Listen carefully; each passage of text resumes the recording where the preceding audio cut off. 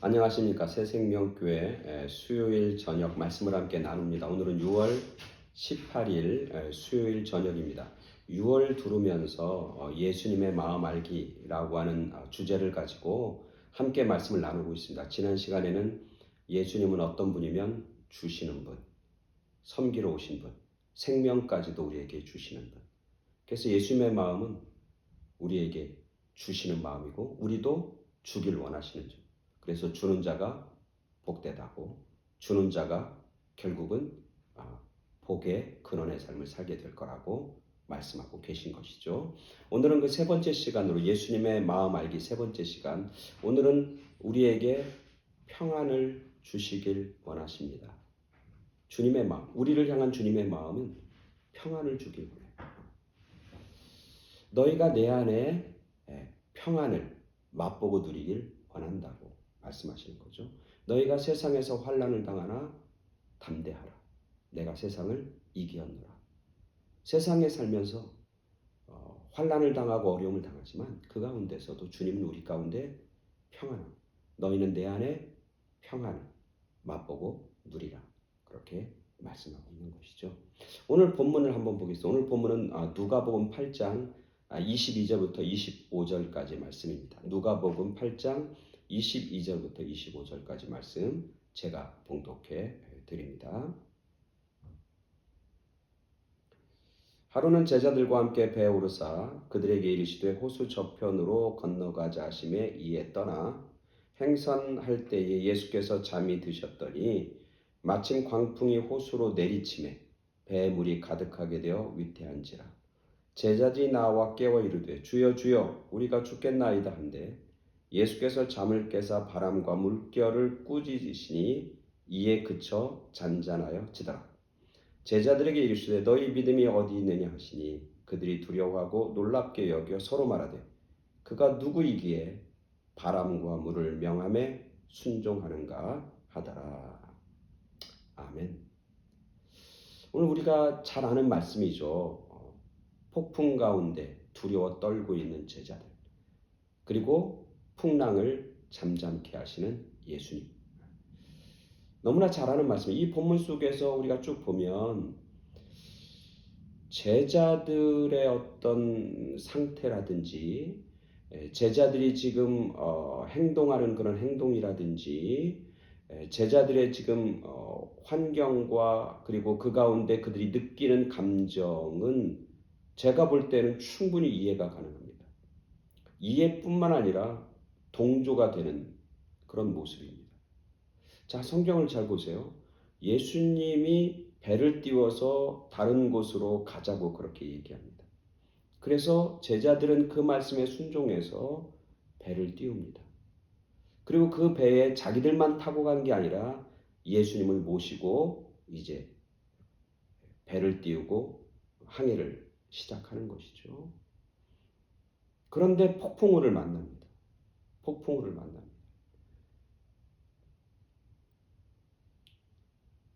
예수님과 함께 있는데 폭풍을 만난다는 거예요. 예수님의 명령에 순종해서 배를 띄웠는데 폭풍우를 만난다는 거예요. 제자들 입장에서는 굉장히 두려운 일이죠. 두려운 게 당연하죠. 겁나는 게 당연합니다. 그래서 오늘 제자들은 주님 주님 우리가 죽겠습니다 라고 부르짖는 거예요.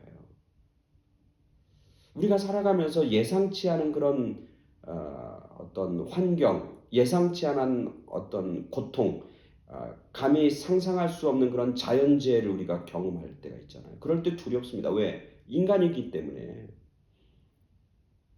우리의 한계를 우리가 스스로 알기 때문에 그렇죠. 그래서 이들이 두려워하는 것은 어쩌면 지극히 당연한 것이죠. 그래서 죽겠습니다, 죽겠습니다. 그렇게 부르짖는 거죠. 이 본문을 쓰고 있는 마태복음이나 마가복음에도 똑같습니다. 제자들은 뭐라고 하냐면 선생님 우리가 죽게 되었습니다. 왜 우리를 돌보지 않으십니까? 라고 이야기합니다.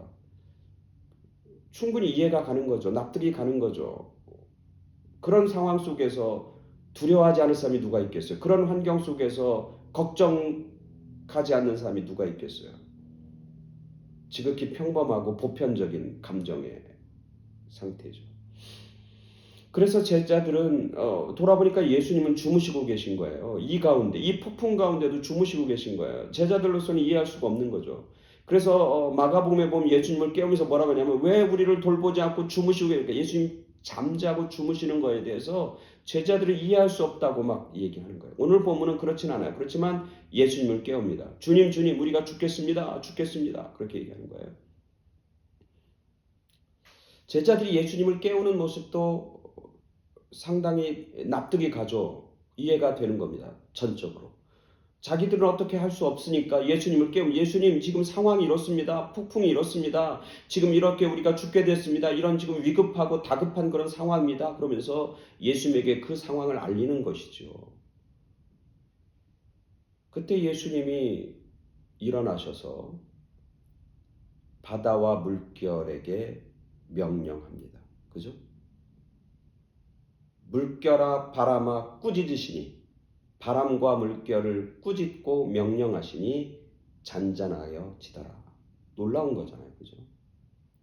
이 제자들은 예수님을 깨웠어요. 깨우면서 그들이 예수님이면 이거 어떻게 좀 할 수 있을까라고 하는 어떤 기대도 있을 거고 반신반의한 마음도 있었을 거예요. 그리고 좀 우리의 상황을 좀 어떻게 좀 돌봐 알아달라고 그렇게 깨웠을 거예요. 그죠? 그래서 예수님은 제자들이 생각했던 그런 모습, 그런 생각했던 기대했던 것보다 훨씬 더 멋진 모습으로 아니면 훨씬 더 위대한 모습으로 바람과 물결을 꾸짖으시며 물결을 잔잔하게 만듭니다. 그리고 나서 제가 이 본문을 묵상하면서 그러면 예수님이 이랬으면 참 좋겠다라는 생각이 드는 거예요. 너희들 걱정 많았지? 너희들 두려웠지? 이제 걱정하지 마. 내가 너희들 가운데 있는 이 폭풍우를 내가 다 물리쳐 줬어. 아까 얘기했듯이 너희가 세상에서 환난을 당하나 담대하라. 내가 세상을 이기었노라. 걱정하지 마. 내가 이제 다 물리쳤어. 내가 다 잠잠케 했어. 내가 다 모든 것을 끝냈어. 그러니까 이제는 평안해. 이젠 더 이상 두려워하지 마. 그래서 제자들을 위로하고 제자들을 다독이고 그 마음의 어떤 두려움과 걱정 가운데 가득했던 그 제자들을 잘 이렇게 위로하면서 평안의 메시지를 딱 주면 이 본문은 참 멋지게 끝났었을 것 같아요. 끝날 것 같아요. 근데 이해가 안 되는 부분 그 다음에 마지막이에요. 뭐라고 하냐면 예수님이 제자들에게 너희 믿음이 어디 있느냐 하시면서 꾸짖으셔요. 여기서는 그렇지 않지만 다른 복음서에 보면 예수님이 제자들을 꾸짖으시되 너희가 믿음이 왜 없느냐. 너희 믿음 없음이 제자들의 믿음 없음을 꾸짖고 있고 책망하는 모습을 보게 돼요. 오늘도 얘기했죠. 제자들에게 너희 믿음이 어디 있느냐. 너희 믿음이 어디 있느냐. 꾸짖어요. 지금 두려웠고 막 죽겠다고 막 환난을 당하고 있는데 예수님은 그 환난 당하는 그 제자들에게 이제 겨우 환난을 막 벗어났는데 예수님이 위로하기는커녕 너희 믿음이 어디 있느냐 그러면서 혼을 내키는 거예요.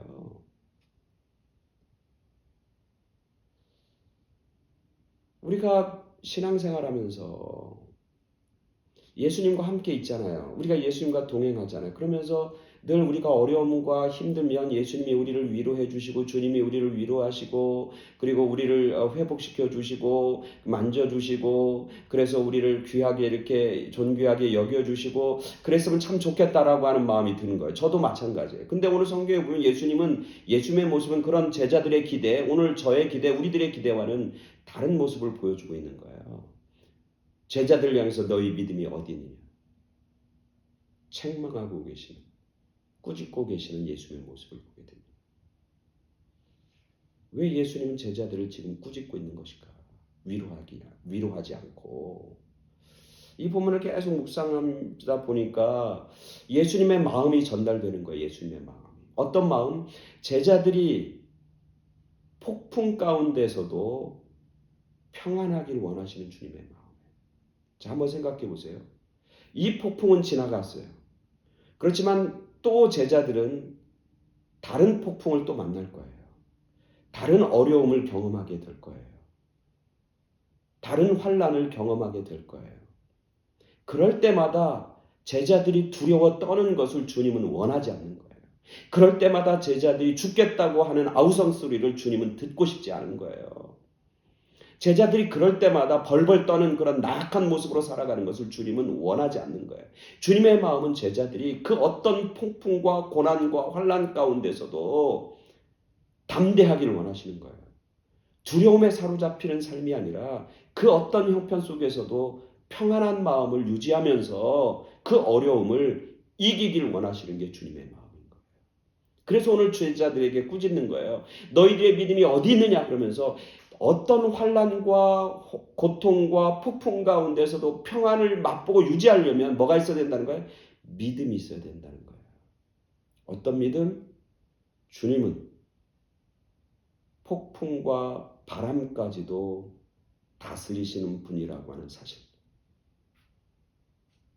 그 믿음이 있어야 돼요. 어떤 믿음이냐면 주님은 내가 생각하기에 막혔던 길을 여시는 주님일 뿐만 아니라 새로운 길을 여시는 분, 그리고 새로운 길을 여실 수 있는 분이 주님이라고 하는 그 믿음이 있어야 되는 거예요.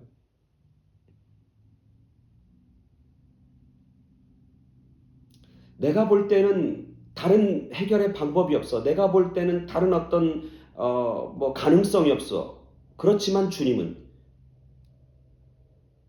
새로운 가능성, 새로운 길을 내시고 펼치시는 분이라고 하는 그런 주님이라고 하는 사실을 제자들이 믿기를 원하는 거예요. 오늘 제자들이 믿음 없으면 바른 거예요. 그래서 제자들이 그 얘기를 듣고는 얘기하는 거예요. 자기들끼리 두려워하면서 저 사람이 뛰기에 바람과 물을 명하여 순종하는가. 바람과 물도 주님 앞에서 순종한다. 즉 제자들의 믿음의 크기가 훨씬 더 크고 제한 없기를 주님은 기대하시고 바라시고 계신 것이죠. 왜냐하면 그 믿음이 있어야 평안할 수 있거든요. 그 믿음이 있어야 그 다음부터는 제자들이 죽겠다고 아우성치지 않거든요. 그 믿음이 있어야 제자들은 그 어떤 형편과 상황 속에서 그 어떤 고난과 고통과 환난 속에서도 평안함을 유지하고 평안한 삶을 그들이 살아갈 수 있기 때문에 그런 것이죠. 오늘 우리들이 살아가는 삶도 마찬가지로 우리가 주님을 모시고 살아요. 우리가 주님을 믿고 산다고요. 우리가 주님과 동행한다고요. 그런데 주님과 함께 있으면서도 두렵고 주님이 함께 있으면서도 죽겠다고 그러고 주님이 함께 있으면서도 우리는 벌벌벌 떠는 그런 모습으로 살고 있지는 않는가요? 오늘 그런 우리들에게 주님 말씀하시는 거예요. 너희의 믿음이 어디 있느냐? 너희의 믿음의 크기가 어디 있느냐? 너희의 믿음의 정도가 어디 있느냐? 그냥 위로받고 물론 그것도 참 중요하죠. 거기에 멈추는 게 아니라 없던 길을 내시는 주님. 내가 기대하고 상상할 수 없었던 일을 행하시는 주님. 이 세상의 그 어떤 것도 주님 앞에서 문제가 되지 않는다고 하는 그런 믿음. 주님이면 가능하다고 하는 그 믿음. 생각지도 않은 사람을 만나게 하시고 생각지도 않은 일을 행하게 하시고 내가 꿈꾸지도 않았던 일들을 우리 그런 거 수없이 보잖아요. 우연이라고 그러지만 사실 하나님의 임재고 하나님의 함께 하시고 우리 수없이 보잖아요. 내가 생각하지 않은 방법으로 우리의 문제를 해결해 주시고 우리의 기도에 응답하시는 그런 하나님을 우리는 끊임없이 만나고 고백하잖아요. 그런 믿음. 내 앞이 깜깜하다 할지라도 내 앞에 절벽이라 할지라도 빛을 허락해 주시는 주님. 그 절벽을 뛰어넘게 다리를 만들어 주시는 그런 주님. 그 주님을 믿고 나아가는 그런 제자들, 그런 하나님의 백성들이 되기를 원하시는 거죠. 그래야 주님 주시는 평안함이 우리 가운데 넘치게 되는 것이죠. 요한복음의 16장 33절의 말씀, 너희로 내 안에서 평안을 누리게 하려 함이라. 너희가 내 안에서 평안을 누리게 하려 함이라. 그게 주님의 마음이라는 거예요. 너희가 세상에서 환난을 당하나 담대하라. 두려워하지 말고 담대하라. 내가 세상을 이기었노라. 내가 세상을 이긴다. 그 주님의 그 마음을 우리가 소유하고 살아가는. 그래서 믿음 없어서 두려워하는 게 아니라 우리의 믿음, 전적인 하나님에 대한 신뢰와 믿음을 가지고 어떤 형편 속에서도 평안함을 유지하며 평안을 허락해 주시는 그 주님의 마음을 우리가 소유하고 살아가는 그런 복된 사람들, 승리하는 사람들, 주님이 승리했으니 나도 승리한다고 하는 확신을 가지고 살아가는 저와 여러분 모두가 되길 간절히 축원합니다. 아멘. 감사합니다.